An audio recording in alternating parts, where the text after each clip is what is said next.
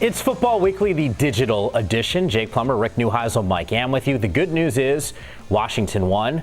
The other good news is Stanford didn't lose because they're coming off of a bye. But these two teams are now going head to head. Chris Peterson said after the Georgia State win, and he is a glass half full type of guy, that was the worst first half of football I have ever seen. He was disappointed. Luckily, his team rolled off 45 on that. You think he's a glass half full guy? No, I think he's right down Main Street. I think he's a realist. I think he calls it as he sees it. Well, he started with the positive, at least when he was giving his press conference. That's why we can lean that way.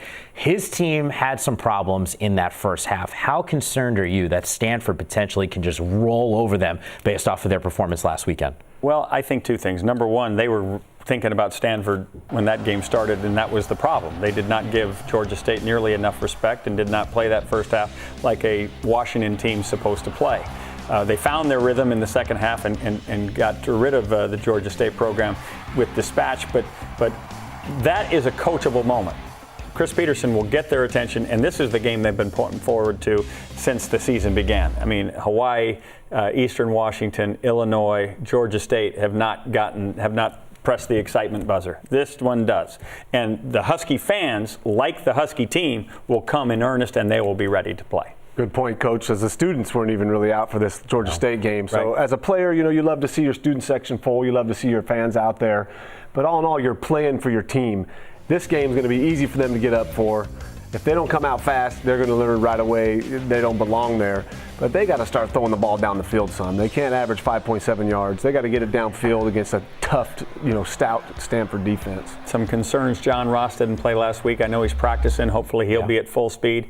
Siler Miles, you mentioned his ability to get the ball down the field to anybody other than John Ross. We saw that Casey Williams is a little upset, a little disgruntled. He's not incorporated into the offense as much as maybe a year ago. So there's still some growing pains going on, but all that goes away when you take on a marquee opponent like Stanford. And if you're looking at Stanford and you're concerned, the concern is they're not able to run their bell cow offense. We still don't have a go-to running back, whether it be Kelsey Young, who normally gets to start. Raymond Wright should be back for this game. Christian McCaffrey, their freshman. They've got a host of guys, Barry Sanders, host of guys getting carries, but nobody that's taking games over, and that's where we've seen some shortages in the 4th and 1 against USC, the ability to score in the red zone, punching in. Remember, 12 powers in a row when it was Jim Harbaugh against USC. We haven't seen hardly 2 powers in a row this year. So until they find that identity, people are going to consider them a little bit vulnerable, although they have some great weapons outside in Ty Montgomery, Devin Kajus, and Michael Rector. Yeah, and a guy behind center that's doing a great job, Kevin Hogan. But it's going to be rocking in Seattle. So, the edge will be there for the Huskies. They won't be coming out flat. But it's going to be a tough test. 4-0 going in, though. You get a chance to play Stanford, who had a bye and they're rested.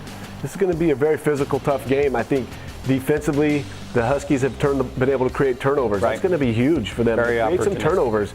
Get the ball back in the offense's hand. The offense has done a great job of running the ball, too, and to stay on schedule on 3rd down is huge for a passing game. When you're not taking shots down to that intermediate level, if you're 3rd and 4, 3rd and 5, you can get away with those quick screens. We'll be able to recap this matchup and see how it goes down on the Dr. Pepper postgame report. End of the night on Saturday, and for everything that's happening around the conference, all you have to do is log on to pac-12.com. For Jake and Rick, I'm Mike. We will catch you next time on Football Weekly, the digital edition.